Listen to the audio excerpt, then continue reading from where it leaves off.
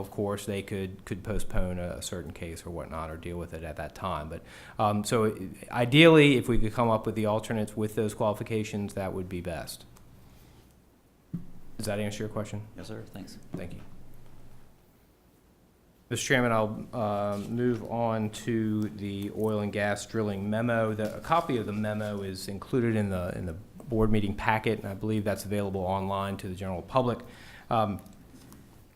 My instructions were to take a look at the county zoning ordinance as presently codified and to provide an analysis about the county's authority to regulate oil and gas drilling under those current ordinances. Right now, it's governed by Appendix A, which is the county zoning ordinance. That's Appendix A to the county code. Article 4, Section 4.11 addresses exploratory drilling for oil and or natural gas. That is the only ordinance in the county code that addresses oil and gas drilling specifically at present. The ordinance does allow for exploratory drilling for oil and gas with a special exception permit in the A1 and A2 districts. That's the agricultural 1 and agricultural 2 districts in the county. However, the special exception permit is required in every case, which means somebody would have to apply for that authorization, that permit, to conduct those activities in those specific zoning districts. Plans, the special exception permit requirements do require plans in the form of site plans, ingress and egress plans, drill site plans, erosion and sediment control plans, an environmental impact assessment and operations plan, which is to be filed with DMME and then also filed with a special exception permit application. Drill sites are limited to 4 acres. There is to be no drill site within 500 feet of an occupied residence. The board, under present law, I believe, in my view, that the board would have authority to impose other additional requirements if it were incorporated into the zoning ordinance to address noise, dust, traffic impacts, setbacks for drill sites from schools, occupied residences, as is already included, churches potentially. Also, our zoning ordinance does not presently address compression stations. It only addresses drilling sites. Compression stations are not necessarily utilized in oil drilling, but in natural gas drilling, they have these compression stations, which it's my understanding run 24/7, and they're fairly loud, and they are adjacent to, but not always right next to, the drilling stations. And there's also pipelines that are attached to all these facilities as well. As you probably are beginning to gather, it's a pretty complex area, both in terms of the potential zoning regulation possibilities, the potential environmental impacts, all kinds of other issues in terms of influx of residents, temporary residents, transient residents, impacts on emergency services, schools, those kinds of things. So it's quite an issue that needs a good deal of development and study and consideration, I believe. Other than what is presently included in the zoning ordinance, it's fairly ambiguous. It addresses exploratory drilling, but it doesn't specifically or expressly address production drilling. Okay, and under the state code, it may be a distinction without a difference, and I address this in my memo. But for purposes of our zoning ordinance, it may be an important difference. If one wanted to conduct exploratory drilling in the county, that might be one thing. But if they wanted to then, if they tapped into a well that was prone to production, they may want to expand those activities, and that arguably may not be permitted under the zoning ordinance. Now, if that were to be prohibited or not allowed, they may have an argument that the county's denial of that ability to engage in production may be unreasonable or a violation of DMME's authority or a constitutional taking, for instance. But it's just unclear right now. It's vague. It's ambiguous. The law does not provide certainty in that area at this point. In my view, local governments do have authority to regulate the sort of the where and the when and the public safety, health, and welfare impacts that may be associated with these activities. There are authorities that may differ from that view, but that's my present view based upon the research that I've conducted to date. Other counties' experience has been helpful in this area, and they have various views and ways of dealing with it. For instance, Rockingham County, as has been mentioned by Ms. Brabo before, and also Washington County in Virginia has been dealing with this as well, and it took them 2 years from beginning to where it stands now to sort of fully explore the issue and determine what, if anything, was going to happen. And considering that and considering the role of the Department of Mines, Minerals, and Energy, and potentially the role of the Department of Environmental Quality, and considering the potential role and potential regulation and oversight by the Environmental Protection Agency from the federal perspective, I would recommend that the board consider referring this matter to the Planning Commission for further consideration, study, and development of the issues and options available to the county, and to take our time and develop the resources necessary to consider all aspects that might impact your decision. To the presentation from the Department of Mines, Minerals, and Energy at the next board meeting will certainly be a great first step in that process. But I would recommend that due deliberation be given to all the aspects, and the Planning Commission may be the right venue for that. They can develop potential changes to the zoning ordinance at your direction, potential changes or alterations or amendments to the comprehensive plan at your direction, and also conduct whatever other studies may be helpful to you. So with that, I'm happy to answer any other questions. I'm also going to try to look at the limits on groundwater withdrawals that Ms. Brabo mentioned. I do know, I've only touched on this in my research to date. I do know that, or I believe that under state regulations or state laws presently in place, if a user withdraws less than 300,000 gallons, I believe I'm not sure if that's per month, less than 300,000 gallons per month. Too, but there's another piece under that with different sections, and as I read more in detail, it basically says for oil, in other words, that 300,000 applies for everything except oil and gas. For oil and gas, the limits are. Yeah, that's just an example of how complicated these kinds of issues are. They're all like the Chesapeake Bay Act, or there's other state laws that address the protection of the Chesapeake Bay watershed. Those acts would seem to apply, but there's all kinds of exceptions that are in play, and there's lots of overlap in different state laws and federal authority, local authority, state authority. Different agencies are involved in it, so it's a complex area to say the least. And also, Senator Stewart, our senator for the county, or one of our senators from the county, has a bill pending in the General Assembly right now, SB Senate Bill 48, which would effectually prohibit drilling for oil and gas in Tidewater, Virginia, which includes King George County. So, is that made it out of committee yet? I don't believe so. I think it's still in committee. But I could be wrong. Things sometimes move pretty quickly. We had one bill in committee yesterday. I know that it did not make it out of committee. So yeah, it wasn't that one. But Senator Stewart has stated publicly that he thinks that his bill may go forward. It may not, but he hopes that it may provide an opportunity to discuss the challenges associated with this issue with Shore Exploration, the primary corporate player in this arena over the Taylorsville Basin, to develop some compromise whereby DEQ would be tasked with regulating oil and gas drilling and hydraulic fracturing in the Taylorsville Basin. That may be the end result. We don't know at present; it's fluid. But that would whatever comes out of that process may fundamentally alter how local governments in the Taylorsville Basin deal with it, or in Tidewater, Virginia, deal with it.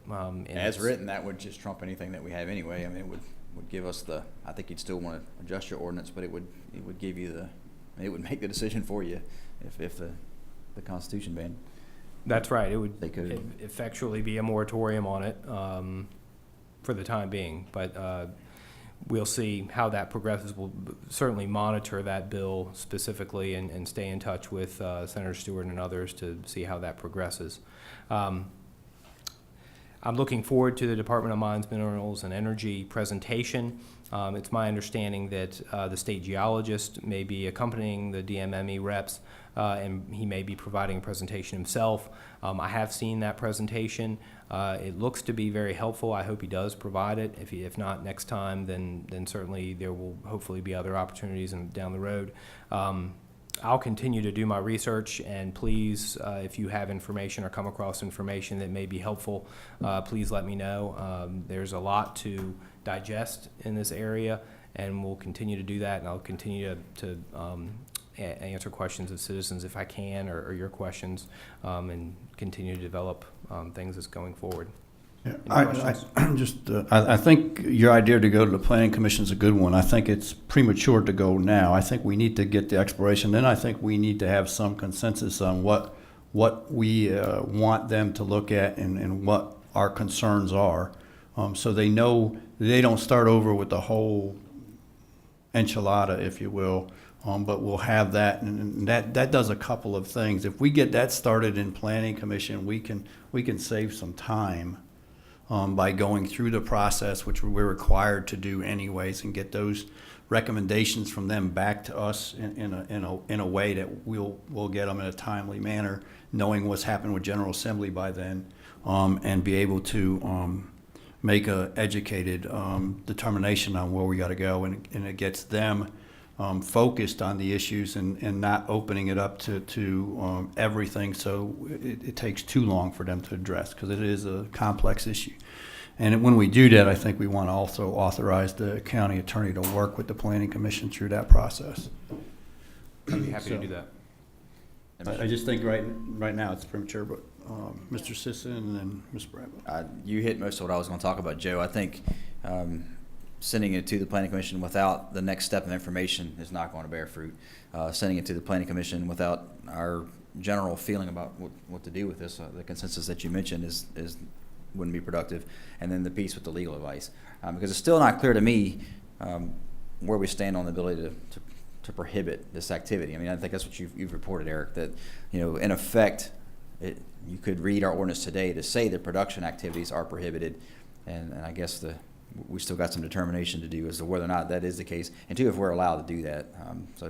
And if I missed something in what you said that is concrete, so what I'm hearing is that we've still got to nail that down, and I think plugging Eric in is critical, and that legal advice, and to make sure that there's a set of options for the planning commission to consider, and that they understand how the state code drives those options. So I'm kind of repeating a lot of what was already been said, but I want to concur with that. Well, I was very glad to hear you say that, because I had written that down too about the planning commission, so I won't repeat that. But that being said, I would point out a couple other things, such as with regards to the well pad sites. It says a well pad site will not take up more than 4 acres, but it doesn't restrict the number of well pad sites within that 4 acres.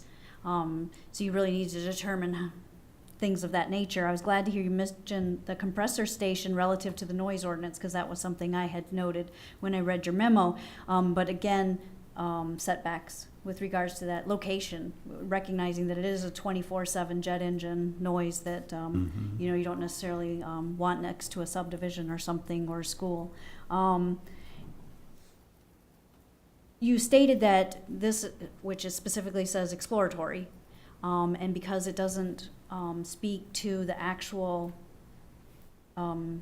process, that potentially that could mean it's not allowed in the county. But couldn't that also be interpreted as it means it's not restricted in the county? I'd be happy to answer that question, and it's fairly clear. Our zoning ordinance states that all uses not explicitly authorized in the zoning ordinance are prohibited. Okay. And okay. that's how most of the zoning ordinances in the Commonwealth of Virginia are written. You can write an ordinance two different ways. You can say only those activities specifically listed are authorized, or you can say if not listed, they are authorized. So there's the sort of exclusive way and then the inclusive way, if you will. And so ours is that if it's not specifically authorized in the zoning ordinance, then it is not authorized. It's prohibited. So the fact that, for instance, if Article 4 did not include Section 4.11 regarding exploratory drilling for oil and natural gas, if it weren't in there, then nothing would be allowed. Okay. It would require a zoning ordinance change to allow that kind of activity, meaning you would have to specifically address it and provide for that authorization. So I hope that answers your Yes, question there. Yes. Okay, so can I go ahead or? Please. Okay. So then the last thing I would note is, and you have to forgive me because I've been reading a lot of different things lately. In the state code, it talks about when the company submits their special exception permit, they must also have conducted an assessment, environmental assessment, and they must submit it with that. That being said, that environmental assessment is done by the company, not done by a third party. It's, their data that they are providing. But later on, I believe it's Section H, I don't remember the exact wording, but a comprehensive study can be requested from the state prior to the company submitting that special exception permit. And from my reading, it appears that's basically what the governor has done in Maryland. He has mandated that comprehensive study be done. Something we could possibly consider is passing a resolution requesting our state delegation request that comprehensive study be done in advance of any type of special exception permit being submitted to us. Mr. Chairman, one other thing I thought about for consideration is a lot of talk and a lot of interest in the community in reference to fracking. Do you feel that the meeting on the first meeting in February will be a proper venue in this room? No, I think, remember that meeting is still part of our exploration part, and then we plan to have a town meeting, I think in a larger venue, so we can entertain everyone. But I think you're still going to have a big attendance February 4th. We'll take that under advisement. I'll work with the county administrator to see what our options are there. Yeah, Mr. Chairman, I think one point to remember with this ordinance as presented, I don't know what date that part was drafted, but there was a different problem, or Yes. not even a problem, different area that was being addressed. At the time, 25, 30 years ago, there was, the mining mineral rights were being sold procured for different purposes. And if you remember, there was a exploratory oil drilling well just across the just across the King George line in Westmoreland going towards Colonial Beach. And that's really what I believe, if I remember right, that's what this was targeting. I mean, it's a long time ago. So at that point, fracturing wasn't a prevalent mining technique. So we certainly do need to tighten it up from that standpoint to whatever the code will allow us to do. So.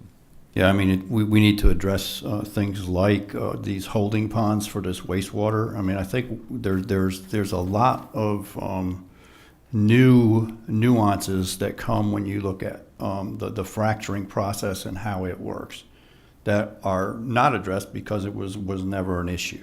That's right. And wasn't. The technology advances in the interim from when the initial exploratory wells were drilled 20 or 30 years ago in this area. Those wells, is my understanding, and I could be wrong, but I believe the history is that those wells were for purposes of developing oil resources. Now, supposedly, I've heard anecdotally that they did come up with natural gas, some residual natural gas or minimal natural gas, but they didn't really know how at that point to tap into it, or it wasn't really worth capturing.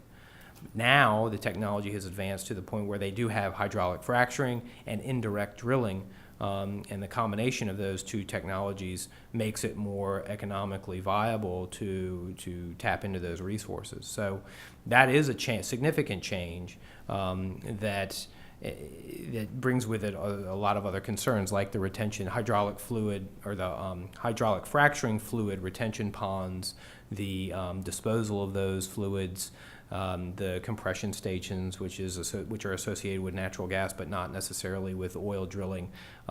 So a whole host of issues, and I'm just skimming the surface here, but a whole host of other issues that need to be considered by local governments and the state government and state agencies as to how we deal with that. So I look forward to working with you and the citizens of King George County to address these issues. Thank you. So just, you talked about the other counties, working on this for 2 years in order to tighten up their ordinances and things of that nature, recognizing that Shore Exploration has stated that, they hope to submit their special exception permit within a year to 18 months. In the event that they submitted their application to Department of Mines and Minerals and Energy, is there do we have a time frame that we have to respond within? Like when they submit that application to DMME and then they come to us and they want to submit a special exception permit, are we able to say, well, we're not ready to take it yet? Well, the experience of these other jurisdictions may be instructive. It's my understanding that in Washington County a couple of years ago, this not Shore Exploration, another entity submitted an application to DMME for a permit, and DMME was reviewing the permit, got a correspondence from the county that said that there were basically expressed reservations or expressed a position against the application or the permit application. So DMME took no action. In the meantime, the county conducted studies. They had a community process that they went through. They worked with their planning commission and their board of supervisors, and they explored the issue. And during that period, the Attorney General issued an opinion in which he concluded that local governments did not have the authority to ban these types of activities.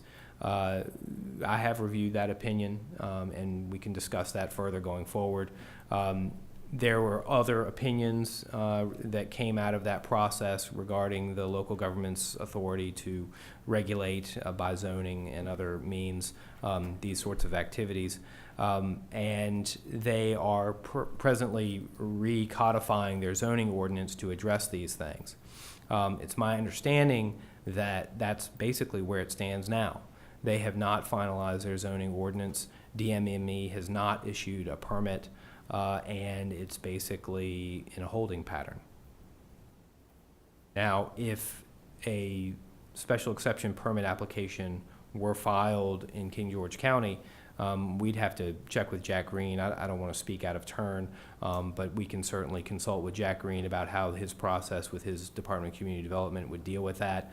I believe there may be time limitations on how they have to deal with this, how they have to respond to permit applications, and there's actually legislation that might address that pending before the General Assembly right now. But we would have to work through that process. But it's my understanding DMME is hesitant to issue permits where the local government has reservations. Now, that's not a legal opinion, that's not gospel or anything, but that's my interpretation of how things have played out in other jurisdictions in Virginia. We'll see. Thank you.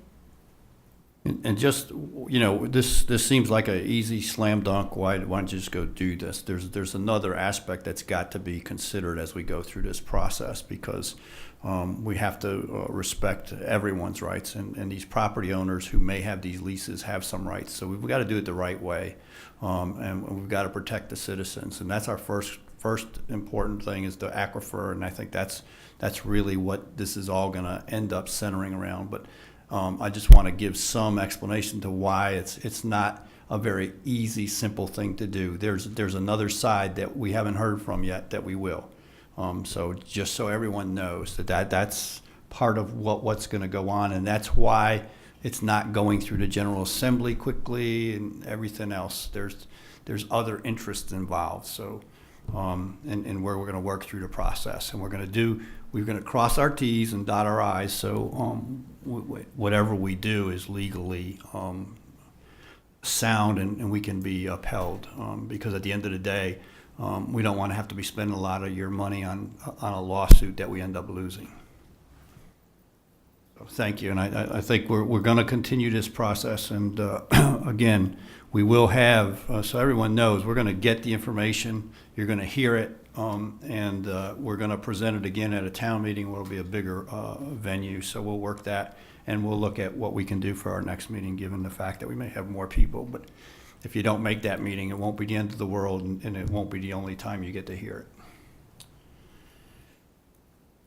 Anything else on yours? That is all, Mr. Chairman. Thank you very much. Thank you. Now we're going to move on to our presentation and reports. As you heard, we will not be getting the DMME report tonight. We do have a report from Mr. Dave Brown, the Northern Neck Residency Administrator from VDOT. Dave?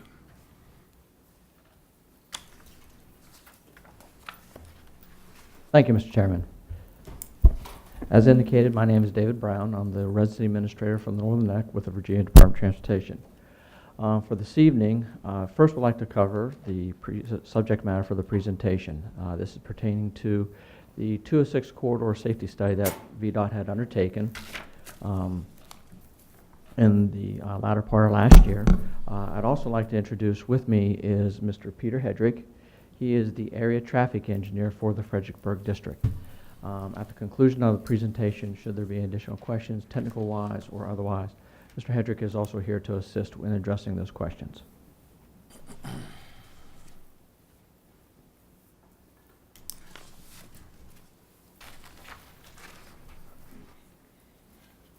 Now, the purpose of this safety study was to evaluate conditions along the a 9-mile segment of Route 206. This was prompted by data that was reviewed by the Virginia Department of Transportation. We collect various data throughout the state, evaluating accidents and looking at conditions along roadways. This study was initially prompted by that. This slide represents the corridor itself. This is Route 3 and 301, and the line in red is a representation of the corridor itself. Route 206 is a 2-lane roadway. We classify it as a rural minor arterial. Its average daily traffic volumes vary between 9,300 vehicles per day to 12,500, the higher being closer in this segment right here. It serves as a connector between Route 3 and 301, and as well as intersects 218 at 2 locations. It serves various drivers as part of their daily commute. The data that was evaluated as part of this study is presented here. We looked at traffic volumes. We looked at turning movement counts at 3 intersections, which I'll present here shortly. We also looked at the accident history along this corridor. We looked at the type of accidents and the location of these accidents. We looked at sight distances at various intersections, as well as the pavement markings and signage along the corridor. The 206 corridor was broken into segments that were presented here. You'll see that there are 5 segments starting up at the intersection with 301 and progressing southwest. The first termini is at the intersection of 624, 218. The second would be the next, going down to 218 and 624 Caledon Road. Then the third would be from that intersection with Caledon down to the Peppermill Bridge. Then from Peppermill Bridge to Potts Lane, then from Potts Lane to Route 3. If you're traveling along the roadway, this is a typical representation of what drivers would see. You have variable ditch width. The shoulder or paved shoulder will go between 0 to 3 feet. That would be a distance of pavement beyond the white edge line. Travel lanes are typically 11 feet along the corridor, and you have that same on the other side.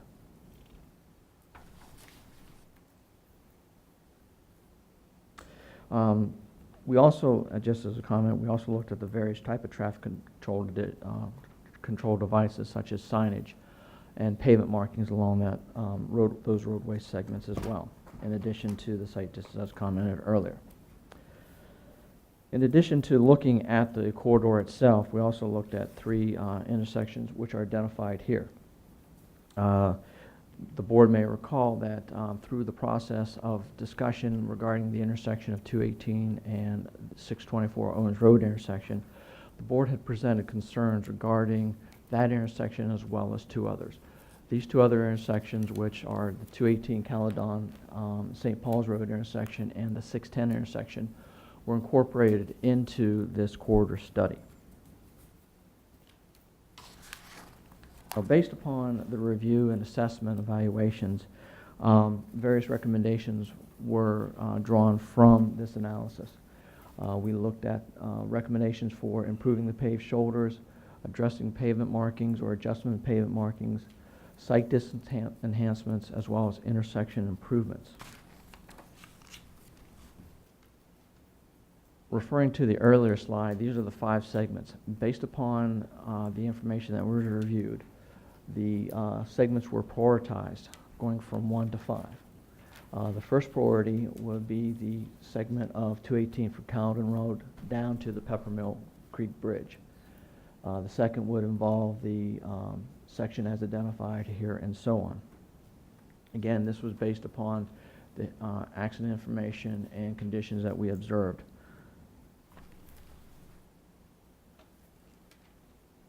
Now this slide here is a comparison from the existing conditions as to the proposed shoulder conditions. Ideally, if conditions would allow, it would be desirable to construct a wider shoulder width of 8 feet, similar to what's down at the Peppermill Bridge area. On both approaches, when that project was done, those shoulders were widened. However, because of certain conditions or constraints, it may not be possible to do that. Those constraints may be topography. If you've looked at driven the road, you'll see that the road drops off very quickly at some locations. Or there may be structures or property that is in relative close, so that it would have an impact on that. So what we would try to do is to widen the shoulders to a width that would provide an adequate shoulder width should a driver go off to the edge. That would give them some room for recovery. And we would try to achieve this improvement to address the needs as well as trying to minimize the impacts on the adjacent properties and in consideration of the given conditions that are out there. It was also recommended that as pavement markings are refreshed or updated, we look at widening the outside pavement line, which would be the white pavement line, the edge of pavement, to a 6-inch rather than the 4-inch. That would help give drivers more of visibility as to the edge of the pavement and to identify it. Area headquarters have also been in the process of removing vegetation at various intersections to further enhance the line of sight for drivers at these locations. This will be an ongoing process. One of the most visible ones that we did was at the St. Paul's Road 218 intersection, where we obtained permission from the church and went in there and cleared the vegetation out through that area. Crews have been going out at different locations, and this will be ongoing through the process. In conjunction with evaluating the stop bar, the pavement markings, we looked at the stop bar locations at 2 locations. One first is at the intersection with Indian Town Road, 610, as well as the Route 1238 Carriage Lane. We looked at those stop bar locations, and the recommendation was to grind those up and replace them and move them closer to the intersection to present a better advantage point for drivers that are pulling up to the intersection. This work would be undertaken as warmer weather approaches, probably later this spring, early summer. We need warmer conditions for the thermoplastic as it's put down. And it would also, based upon as resources permit, the work would have to be scheduled as well. In addition to that, one of the other recommendations, we looked at speeds along the roadway. And one of the things that came out was a recommendation for routine monitoring and enforcement of vehicular speeds along the roadway segment as well. Based upon Dave, the one thing that comes up with that, there's no place for the sheriff to pull people over. That's really become a barrier for him, and from an enforcement standpoint, it's very difficult to take the speeder off the road in a safe manner. So I think that's another piece of the issue. I agree with you, sir. But just presence of the I agree. of the enforcement also gives the persona that they're there, they're monitoring it, and they're observing. And that does have an impact as well. As I commented earlier, there were the three intersections that we had evaluated. This is one that's been past discussion with the board. This is the intersection of 218, 624. This is currently underway as a project. We're adding additional turn lanes at this intersection. The board may recall that VDOT had committed to evaluate it before it went to, just before it goes to construction. Project's underway. We did do that. We took traffic counts while school was in session. At this time, it did not meet warrants based upon the traffic volumes. However, we will reevaluate it after the project is completed and traffic patterns have reestablished. We had made that commitment, and so we will do that as well.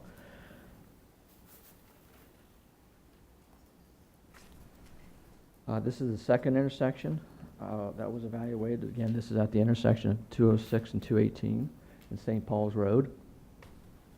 Based upon the analysis, this location did meet the warrants based upon traffic volumes, and therefore was recommended for a traffic signal. We did look at the consideration for a roundabout at this location as well.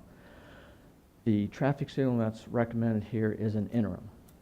And reason why I say is interim, looking at the traffic projections, we'd anticipate in the year of 2025 that volumes would necessitate having additional lanes put in. Now, to give you an idea of what a traffic circle at that location would look like based upon the needed volumes thereafter, this would give you to give you an idea of the intersection. It would require a two-lane approach on Dahlgren Road based upon the projected traffic volumes. This would have a large impact on the intersection. And let me go back to the previous slide. In this area, the ground drops off and slopes down going back towards the church. You also have the skewed angles at which both of these roads are coming in at. For a traffic circle to really function, if we look, it would have an impact on this whole area and may necessitate even shifting it to accommodate the installation. You have the historic church property located here. I think there, if I recall correctly, there are cemetery lots in there as well. And you have this old house, which I think, but I'm not sure, may be on the historic registry as well. So it would have an impact. So as an interim, the recommendation is for a traffic signal at this time. It's been programmed for fiscal year 2015.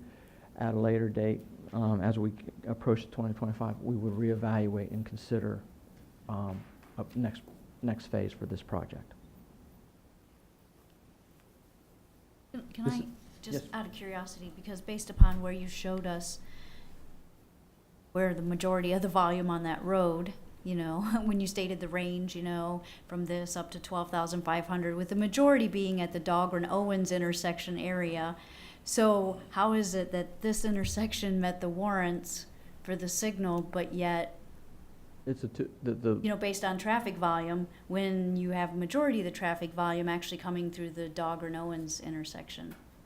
I mean, I'm just asking. well, and look, you have a lot more traffic volume coming off of 218, whereas you did not have the side streets. Okay, at so the- in other words, you're referring, when you say that traffic volume majority, you're referring to the flow down 206 The and flo- north and south on 206. Right. But this, okay, because of the 218 traffic coming in, which is what creates that volume of traffic, Mhm. got it. Thank you. It's interesting. That's a good point, Ruby, you bring up, because if you look at those numbers, there's 3,000 cars being siphoned off the Owens intersection. So if you look at that, back on those numbers, you've got 12,000 feeding into the intersection and 10,000 coming out. Mhm. So that's an interesting, that's about the same delta as what you see on the 218, 206 Mhm. intersection. And the other consider also is the peak hour.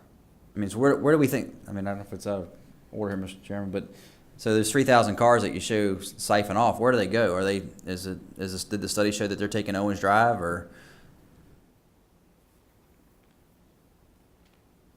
And I did not bring the, Leave it to the end, I don't know if you want oops, all right, what'd I do? derailing here. Pressed the wrong button. That was the kill I'm button. sorry.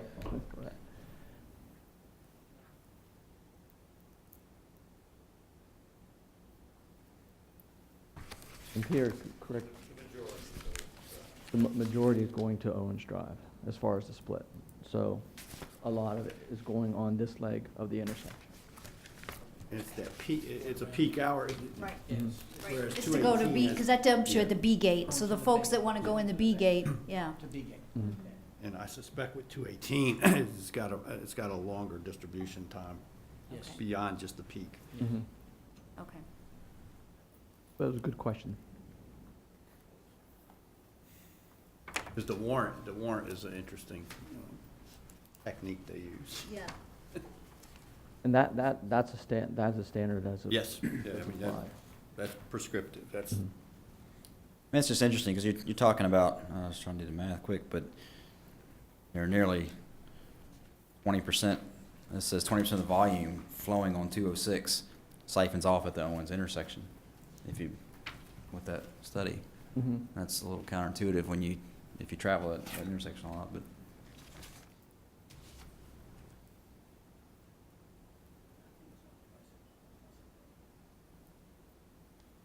Right, yes. Right. Your heavier are during the AM rush, which Sure it is. it's not a balanced distribution either. You have a heavier movement in the AM going towards the Dahlgren base, and then the PM is the opposite. and those are just peaks, remember, so during the over the whole day, that 218 gets a lot more. And when we look at the warrants, we have different warrants based upon volumes. We have a peak hour warrant, then we have a 4-hour volume warrant, and then we have an 8-hour consecutive as well. And if I recall, Peter, the 218 met the one in the peak hour and the 4-hour volume. Right, with the high There crash are different experience. warranting criteria there, right? So Yes. certainly wouldn't argue that remedy is needed at the 218, 206 intersection. Certainly was not. And it'll have a different effect as well. One that you can't really calculate is, as you put stoplights on 206, people are gonna go 301 who can. Mhm. I stopped using 206 a long time ago. Just 301 is just as quick and it's safer. Well, it's a nonlinear equation when you start doing traffic queuing theory and understand what happens when you factor in the stop at a light, accelerating from the light, those kind of things. That's gonna, that dynamic will impact the following intersection at Owens, I imagine. And how it would affect one's perceived travel time through a corridor. They'll take the quickest route. This was the third intersection that was evaluated. This is the intersection of 206 and 610, 218 as well. Indiantown Road. As commented, we had evaluated, collected traffic data. At this location, it did meet traffic signal warrants as well. Did. It did. Okay. And to maintain an acceptable level of service, at that, one proposal is to add additional turn lanes, left turn lanes on 206. This is a representation of configuration with a traffic signal and those turn lanes. In addition to evaluating this scenario, we also looked at evaluating a roundabout at this location as well. This will give you a representation of what a potential roundabout may look like. Again, with regards to the angles that the roads 610 comes into it, we have a slight skew. This is recommended as a single lane approach based upon the analysis. Are these two to scale, Dave? Or is It's- this representative? It's represented, it's probably Now, very, that's important to note. I mean, I'd it's like very to, close, and I would comment to address your concern, Mr. Sisson, that as because we this do- shows it'd be basically the same amount of land area. It'd be nice to see them kind of overlaid. But I would anticipate if we got into actual design and survey. One comment, the aerial presented behind may always be skewed. When they do the aerial photos, they take them. Depends on how you flying. Right. It depends upon how you fly 'em. But also, when they match them together, they sometimes stretch them so that they can match them and line up. So there's sometimes is a skew. But this was done to give you an idea of what a potential would look like at this location. In some of the areas, as with both options, you'd be looking at also having to acquire additional right-of-way to help facilitate the construction. You also have the impacts of the right-of-way at the location. Because of this, with the skew, it may have an additional impact on these properties here in the corner, depending upon what the necessary right-of-way would be to construct this. So, but again, for both of these, this is a representation in regards to it. And one of the things that, for presenting this is also, is that we're requesting input from the board on both of these options. And I relate back to the discussions that we had pertaining to the intersection of 218 and 624. And that the option of, or some input or interest in seeing a roundabout. Again, we wanted to gain that input from the board in regards to this matter. What we're looking at as far as this project as well, it's anticipated that 8 SIP funds could be programmed for a project to begin design work in fiscal year 2016. What we want to do is, again, when we identify projects, we only receive so much funding for HSIP, so we have to program and plan accordingly. So based upon what we have available right now and those projects that we already have in the queue, the 2016 is probably the earliest that we will be looking at as far as beginning a project at this location. Bravo had a question. I just want to clarify. So for this intersection, you're basically presenting traffic signal or roundabout. But with that traffic signal, you're not presenting turn lanes?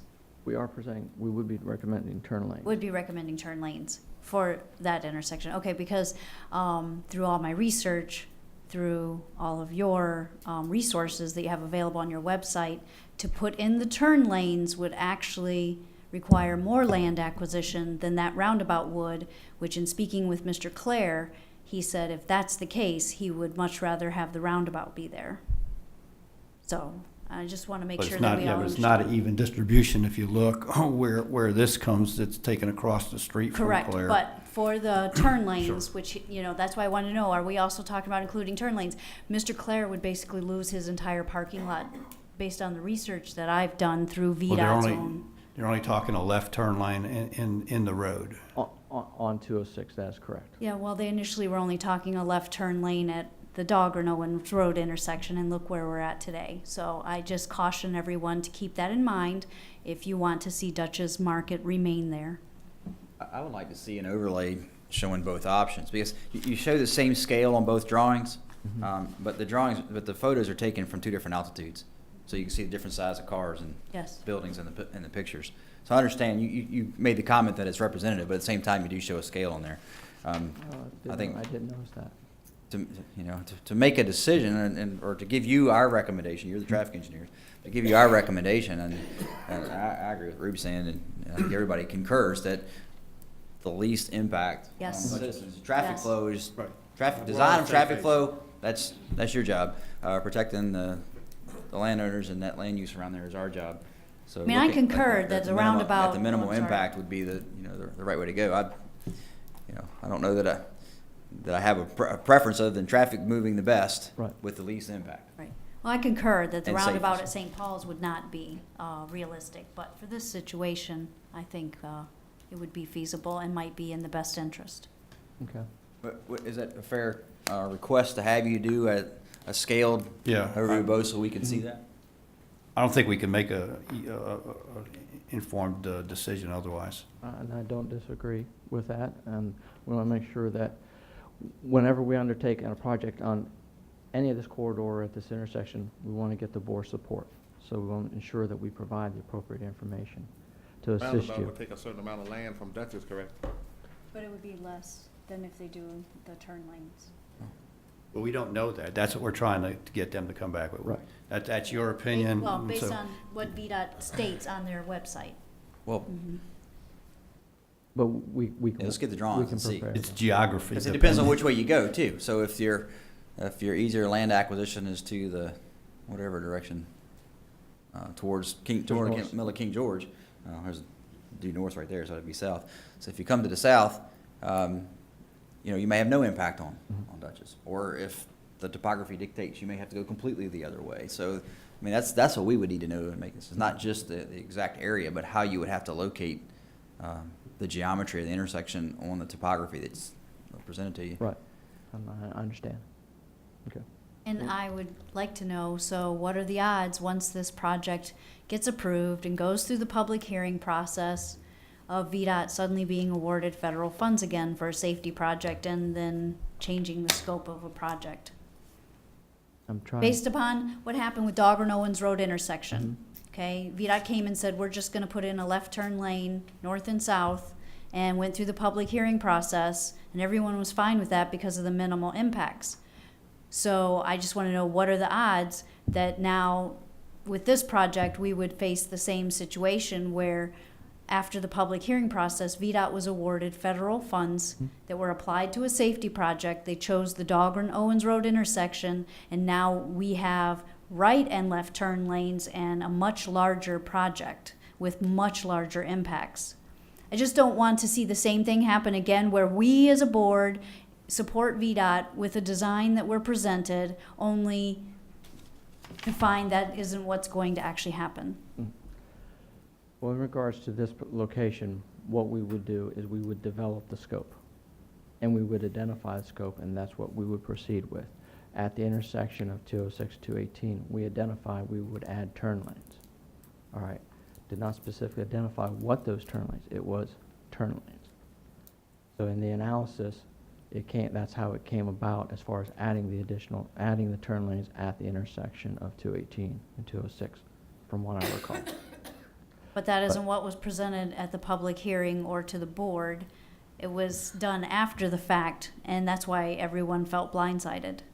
That's why I'm asking, do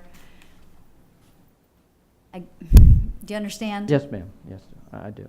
And And I think, we do have movement, either Senator Stewart's bill and the new administration of VDOT to make sure that the public piece gets put back into the process. Either way, I think that's going to happen. And I was not at the very beginning of the project, but I am here now. Yes. And I hear you very well, Ms. Brabo, in regards to what you and the board have desired as far as the involvement process. Thank you.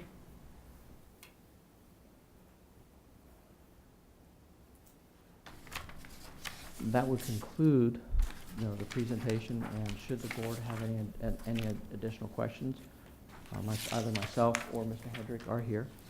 Can I ask you about, I know we talk a lot about what's gonna happen in 2015, but tell me why the road wasn't cleaned yesterday and even on 206, why they didn't do a better job in King George to clean the road with snow? Can we get to that after let's finish I'm this going- project and then we'll get to the road cleaning. I just, so we don't have to come back. Does anyone have any detail? Yes, ma'am. So with regards to the shoulder improvements, is that something you need consensus from this board, or is that something that you already have a time frame to address it? Well, what we're doing is the first segment, which is. 218 to north of Peppermill Creek Bridge. Correct, thank you. That has already been placed in the queue for 2016. 2016, okay.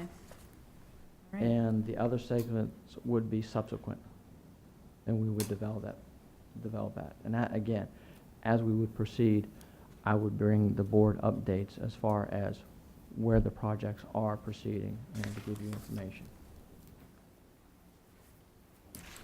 And so then do you still need consensus from this board as far as whether or not to consider a roundabout at the Caledon-Dahlgren Road intersection? I believe the understanding that I had from the board is that they had requested I'm sorry. Oh, the this is the Caledon? Caledon, right. The 218. Right, is yeah, the because traffic I would signal. say no roundabout there myself. Yeah, I don't think it worked. I mean, and if you did it, the amount of impact, I think, would be, and you'd have some other challenges with what's there. Okay. So I think think for- we're good with the traffic. Okay. Traffic signal. So that is slated for 2015? That's for the, yes, in the HSIP, that's when the funding is identified for that project. And that also will include turn lanes? At that intersection, no. No turn lanes there, just the traffic We're just the signal? traffic signal. Okay. We're not doing any widening at that Okay. time, at that intersection. And then you're going to bring back to a scale drawing so we can look at the two options there Yes, sir. at Indian Town. All right, now, Mr. Brooks, on the snow clearing. So I'm not the only one that's got a problem with this. I mean, a lot of people complained. I mean, it's ridiculous yesterday how the road was with the snow. No, the road was not clean. It was probably midday before the road was even clear, 3:01. So that's ridiculous. I mean, can you tell us what happened? And we told you the same thing the last time it snowed because we had the same problem, and you said you would show us it wouldn't happen again. So why did it happen again? Well, to address your inquiry, Mr. Brooks, first comment I would present is you have to consider the storm. All right, the storm that we had, conditions were well below freezing. And to be effective, the chemical applications, which typically is salt, is usually most effective at about between 20 and 24 degrees or rising. So in our operations, typically based upon the storm, we go based upon what the forecasted event will be, and then we plan our actions or what we're going Let me to ask do. you this. It was colder in King George than it was in Caroline and in Westmoreland and in Stafford County. Roads were clear. I believe they also had lesser snow than what we did in this area. In Caroline. In Caroline County, I think they did not have the same volume of snow. I have not been over it, but from what I recall, I think they did not have the same fault. And correct me if I'm misstating that. I mean, nobody else had the problem with the snow? No, I think that, you know, first of all, it's a crazy storm when it came that cold, and it waited. I mean, I expected during the day that we would have seen more, but it didn't really hit until after like 6 o'clock. That one, and I guess it was that low that finally did get through after the cold air came. I wasn't expecting much snow at all, and I woke up with 4 inches. So, but I do know they did go out, and I actually got calls complimenting the fact that they were out pre-treating before the storm. Yeah, I saw that too. Yeah, and so I said, great, we're making progress, and we're doing this kind of stuff you can do. And then the road conditions were challenging, and the back roads, and I understand that is a nature issue as well. When there's no sun in a lot of these places, there's not much you're going to do when it's staying below freezing to get rid of snow. They can't move it. It doesn't move. It's frozen. It's ice pack. So we've got issues. I think the biggest problem we have is when you look at the boundary, on the main roads, boundaries, when we're going down Route 3, people coming from Stafford, they know exactly when they get into King George. The road is clear in Stafford, snow-packed in King George. That's what we don't understand. And we brought that out before. That's my And point. and the same thing, and I didn't go down to Caroline, so Mr. Brooks is right there. He travels that every day. I guess the same thing. So it's like, okay, so what do we tell the public? Here you are. VDOT is a statewide organization responsible for all the roads. We don't do roads in King George. Correct. You do. It's your responsibility. It comes back to us. And so when you have those kinds of very visible, I mean, right at the line, right at the line. And the temperature's the same as it was cold in It's- Stafford as well as in Caroline, but they cleaned that bridge. So I don't know. I mean, that's something that we'd like you to A, figure out what's going on and then fix it. And it's not the first time we brought it to you. We told you the last time we had a storm. That's happened, yeah. Yeah, and every time you come with that same almost There's, spirit like. there's only been a couple years when it hasn't happened. There have been That's when it exceptions didn't where. snow. No. Thank you. I had this, if I could, Mr. Chairman, I had the same question today from a citizen, and I never know how to answer it either. So maybe operationally you could help us understand. I traveled into Fredericksburg last evening to attend a funeral, unfortunately, but I noticed no difference by that time. So I think there's a time lag is what folks are seeing. So, I drove the entire length of 3 up to Fredericksburg and noticed no difference there. But I know the reports that I received said that on whatever day the snow was, Wednesday. that was Tuesday. So Wednesday Wednesday morning. So you hit the county line and it was obvious, like it had painted the line across the road. So maybe if you could help us understand operationally, what are you doing different? What's happening different within the greater VDOT? Because I guess that's the boundary. That's not the boundary of it is the boundary of your district, correct? The Northern Neck residency stops at the King George. It stops at the line. Stafford So line. trucks Okay. are coming out of Stafford to push snow. They there. come out, they turn around at the earliest turnaround point once they cross the county line. I can't remember what that. I know it's right there. There's a little turnaround right there. The only thing I thought was, operationally, do they have more manpower and more equipment and are able to get to it more readily and quickly than the Northern Neck is provided? They do have different equipment assignments, that is correct. And they're closer, that particular And if area they is get- closer Yeah. to their residency. That's Well, and if they start at that end, right? Let's say that they're clearing that, they may have got it before it froze.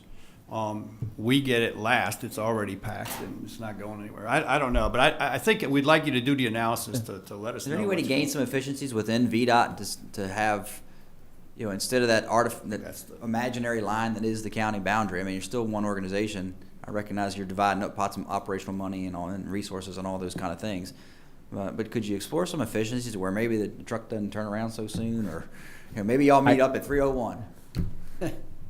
I can look at that. One of the circumstances that we do have is, even though we have the county lines, there are some points of division where those contractors or hired equipment that are working that portion of Route 3 in Stafford. I think we get all that. I think the idea is Are asking you assigned to to that, but they recognize the may- challenge you're facing, but asking you to, kind of step back from that. Maybe take some of these aerial maps. Y'all got good aerial maps. Take a look at them and say, hey, mate, let's look at some geographical boundaries versus the political boundaries.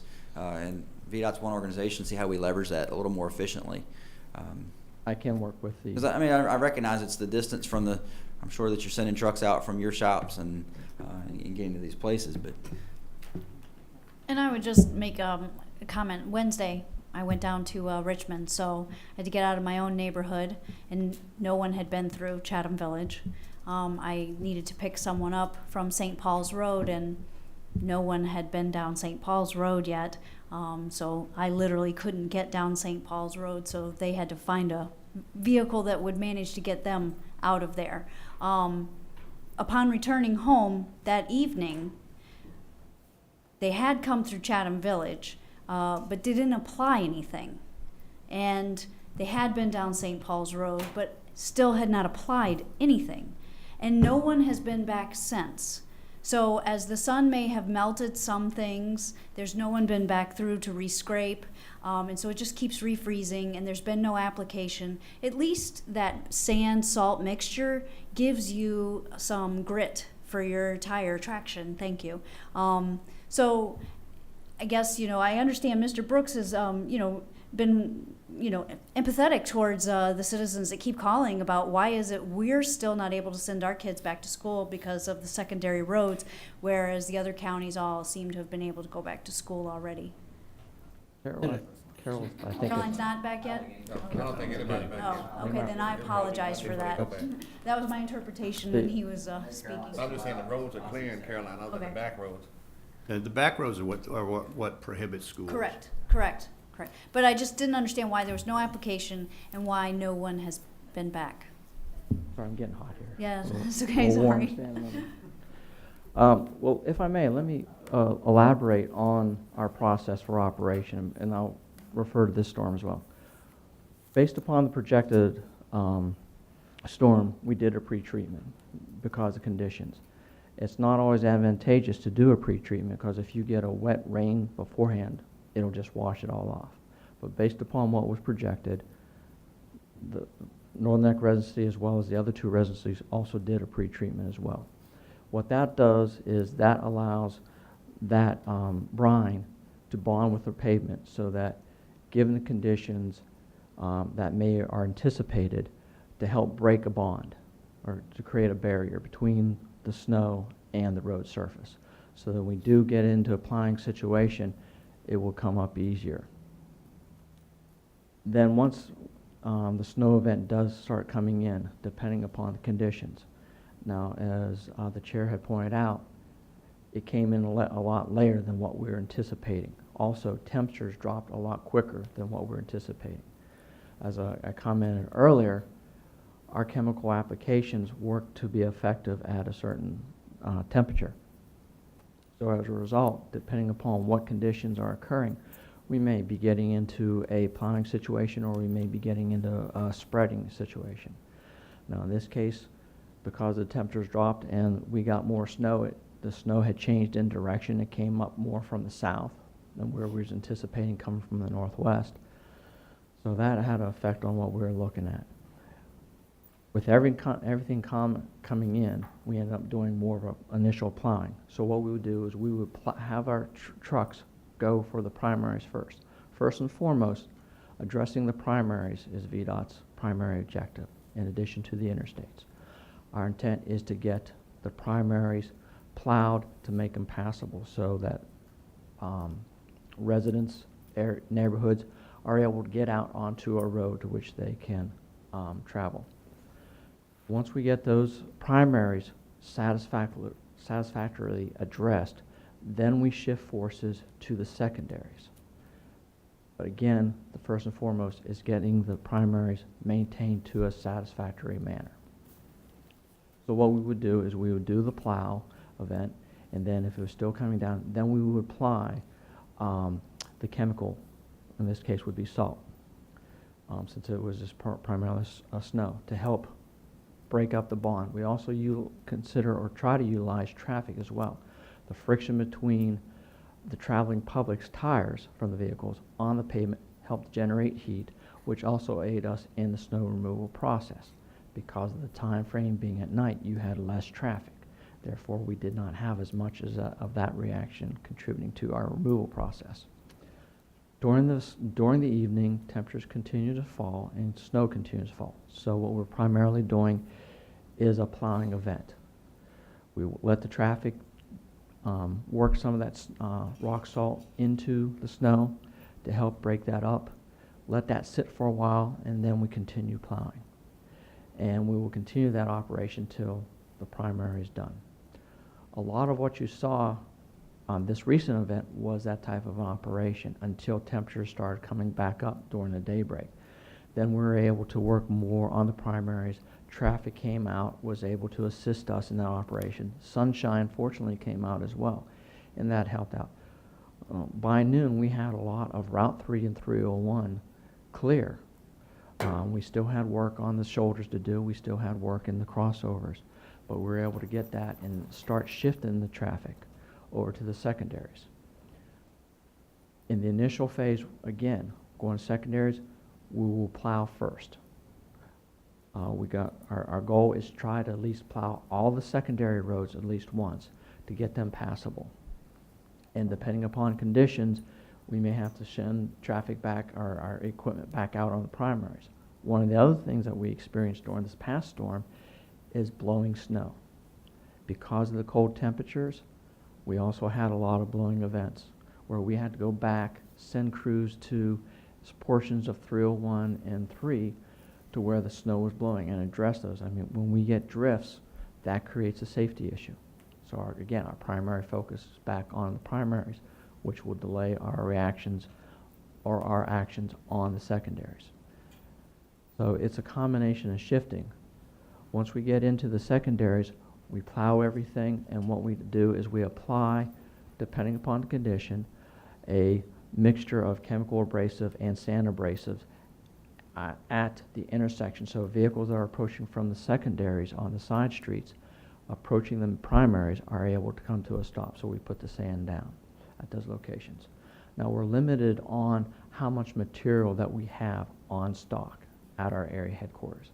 The area headquarters that serves King George is in Edge Hill. So we have to be cognizant of how much material. If we went and spread salt all over, we would not have enough material to cover everything.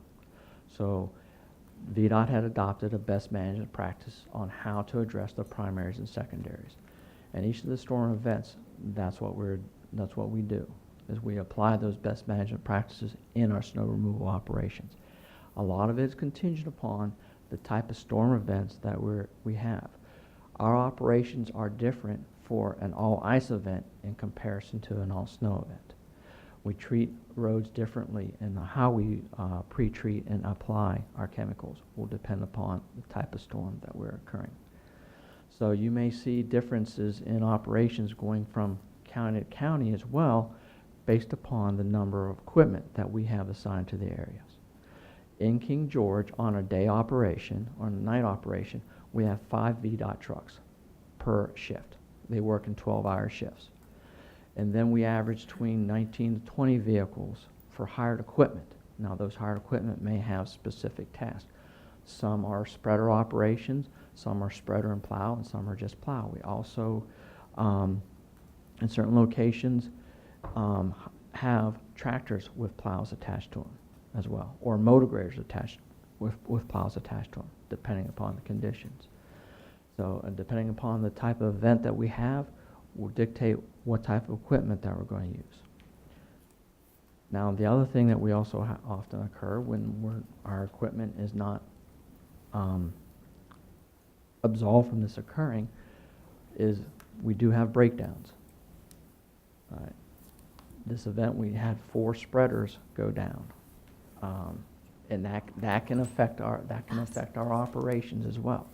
And what we end up having to do is reassign and redistribute those equipment that we have to make up for those, and that can put us in a situation where we may be behind and trying to catch up. So that could apply to the differences. Now, looking at the other counties, they may have a different application rate as far as they should be applying the same thing, but depending upon the equipment and how that driver has his setting at, it may have a difference where you may see more salt going down on a particular roadway. It depends.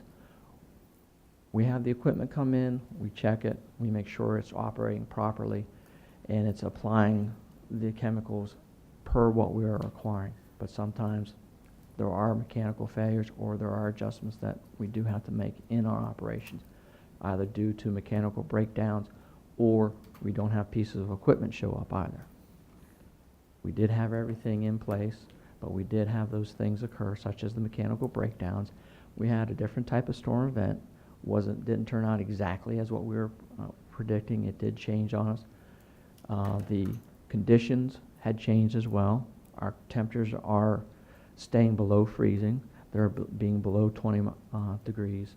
If I recall directly, I think I saw a high of 14 some locations. This morning, my vehicle said 3 degrees when I went out to it. That's cold. Mm-hmm. And nothing's going to thaw in that. You're going to have freezing. So what we try to do is make the roads as safe as possible. We have practices that we have put in place for how we plow, apply chemicals, where we apply it, and how we apply it. Now, certainties, there are some locations where we may need to apply a little more. The part is where, based upon our knowledge of history, that we may have to go out and apply some additional abrasives to help with conditions as far as sliding.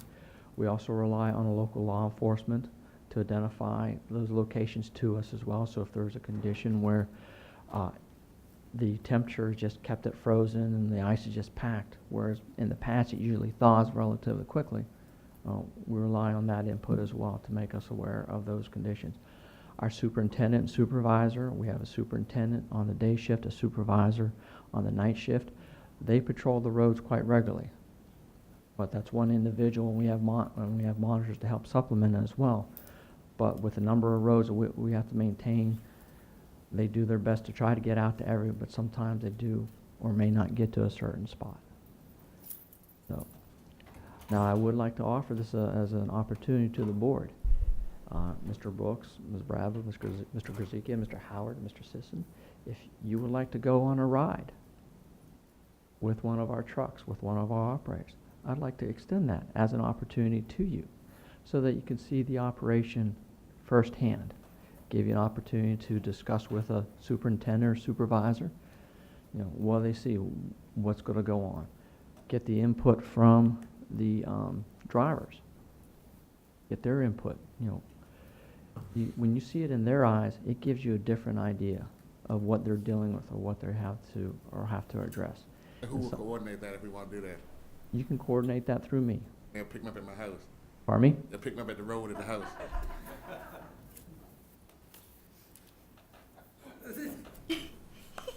Or we Say can, if the weather bad, I'll walk out to the end of the road and get with them. That's all I'm saying. we'll try to make the best arrangements we can, Mr. Brooks. I may do that. Thank you. Good. Do you do an after-storm assessment to see what did we learn, what did we do good, what did we didn't do go so good, what are we going to do different next time? We do that. And, based upon the comments that the board had presented to me before, we did add additional trucks to address the needs. Could we use more? Mm-hmm. But again, I'm limited on the funds that I have for my snow operation, so I have to work within what I receive because I can't go over budget. As far as my maintenance budget, I have to stay within a budget just like the county does and work within those confines as well. But we do after actions evaluation, say, all right, what did we do? What came up with this storm? What did you see occur? What could we have done better? Or what could we adjust to help us to improve in those situations? And as I say, it all depends upon the storm. Not every storm is the same. But if we see things are coming, if we have contingencies or plans that we can shift, we try to. I hope that addresses the questions and comments and concerns. I know it doesn't fully address those telephone calls that you're receiving, but hopefully that's informative enough to help you to be able to address those. Bottom line, we need more help. We don't have enough equipment. Enough equipment or in cost, yeah. I mean, we try to adjust, but the other circumstances that we don't want to get overloaded on equipment for a storm. That balance. Yeah, we have to have a balance. Big snow region. It's Brit- tough. Route 3 is broken into, if I recall correctly, 7 or 8 sections based upon equipment, and 301 is broken into 6 segments. So you have groups of trucks addressing those specific segments. And depending upon the condition, we may have to shift.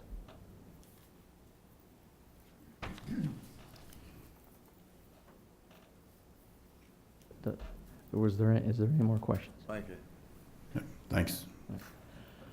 Thanks. Now, Appreciate I thank you very much for that as well. Now, I would have a question, and to keep the public involved.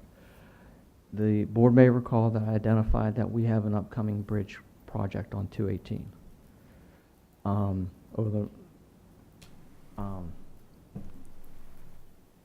If I may.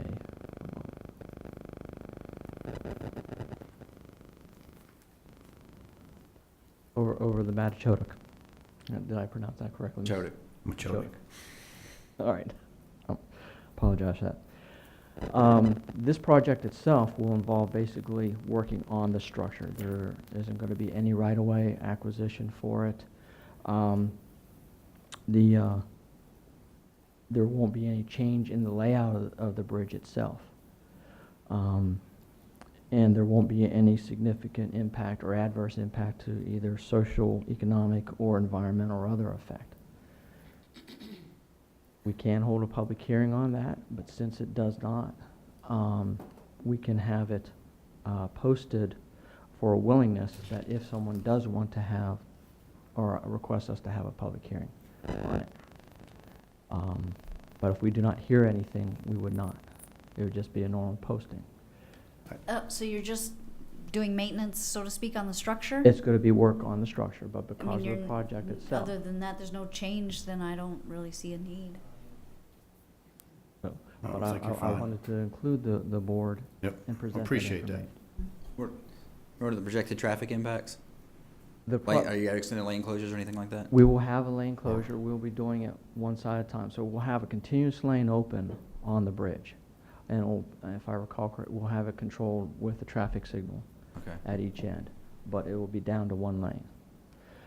As I presented to the board, when we would go into the project and as it would progress, there would be public notice going out. I would ensure that we would do that. To How give about it- if before you start the project, we get you here to do another update on it, so then we have an opportunity to get it out to the public when, right before it's gonna happen. I So- definitely will do that. Okay, I would definitely include as part of my normal because I think presentation. that's really what's gonna be important. People understand what's going on. We tell them now, they might forget about it. I just wonder how that timing will coincide with the installation of the light at the other end of 218, where 218 dumps out on 205. Well, the installation, that Yeah, is supposed to be. this is Windsor Drive. I know which one. It's 218 over on 205. 205. Where it comes on 205. You know, where you make the right Down at towards Pumpkin the, Down. Westmoreland. That same Westmoreland. traffic flow, Okay. taking both of those. So I don't know. I don't know if they're far enough apart. But you're probably right. They're not related. But timeline-wise, I think the bridge project will be after, but I will confirm that to ensure. when can we expect that light The project? light, I forget. I think you told us Is last it- time, but I forget. the light should be in by the end of this year, Right, that's what I said. is what I had presented Into before. this And that was subject calendar to. year. Calendar year. Not the fiscal year, right? This It's not- calendar year, okay. that is correct. And that I was forget. contingent upon What's that end that of the there road was called? That's it's not still Windsor, right? Once you make the turn. No, Teetotum Road. T-tone, Yeah. yes, ma'am. And that was 18. contingent upon that there was no additional need for acquisition of right-of-way. If there was, it would extend the timeline for the project. I had not been informed as of yet if additional right-of-way was going to be acquired for the project. But if it will, I will continue to keep the board up to date on that timeline for that particular project as well, in addition to this one.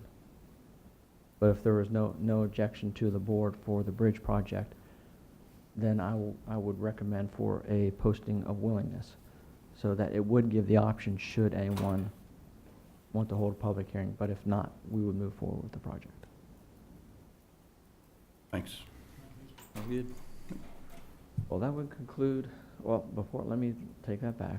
After the storm, after we're done with the snow event, we will be going into our normal maintenance operation.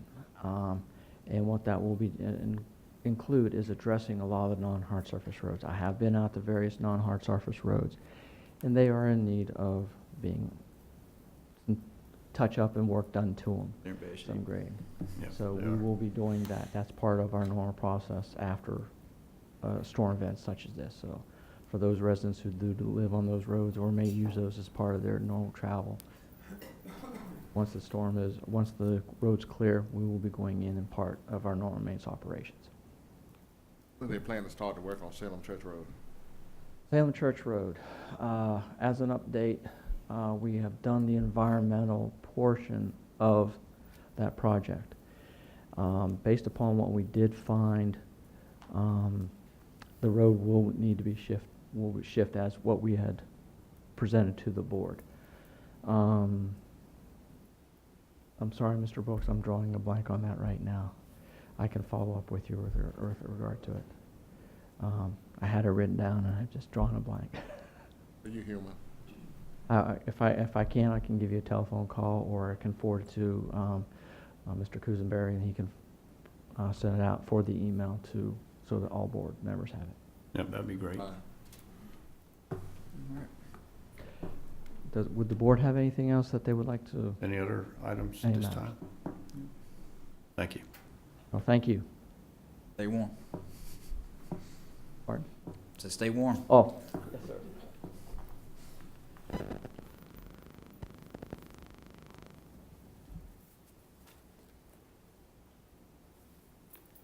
Mr. Q from Waste Management for his quarterly report.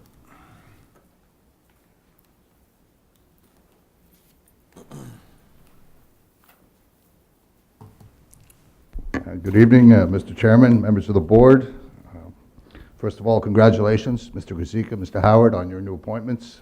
Wish you both luck and wisdom, all the big decisions that you need to be making soon, as well as the rest of the board.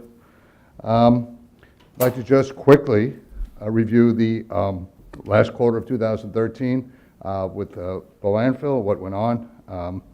Our final quarter, I had asked for additional tonnage. We did not need to use it. We finished somewhat underneath our maximum allotment. We were about 100,000 tons underneath.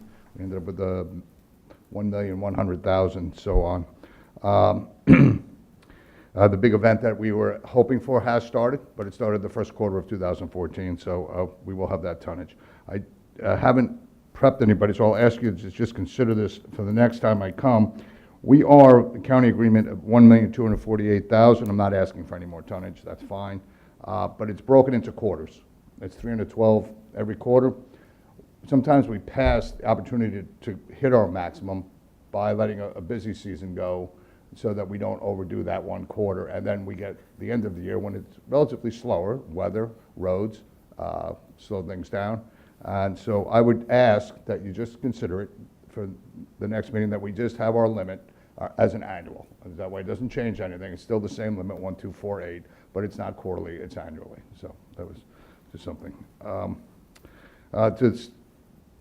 update everybody on what's gone on, we had our third hazmat day. We are under contract for 2. We added an extra one, and I think it was necessary. We had a very good turnout for the third one. We will have our next one in April. I've been called by a lot of people that I've never spoken to before that got exposed to it for the first time because of the other one, so that's fine. We will notify the King George website as well as the newspaper, and we'll put the ad out and let everybody know well in advance when we're having it. It'll be in April. Secondly, the concentrator, which is the piece of equipment that treats our leachate. We're trying to become self-sufficient, so we do not have to truck. We put up our second one, and it started today. So now we have the ability, if everything keeps running, it is technology, if everything keeps running and stops freezing, we have the ability to do approximately 55,000 gallons a day treating leachate, which would eliminate about 230 trucks a month off the roads. So plus we wouldn't be subject to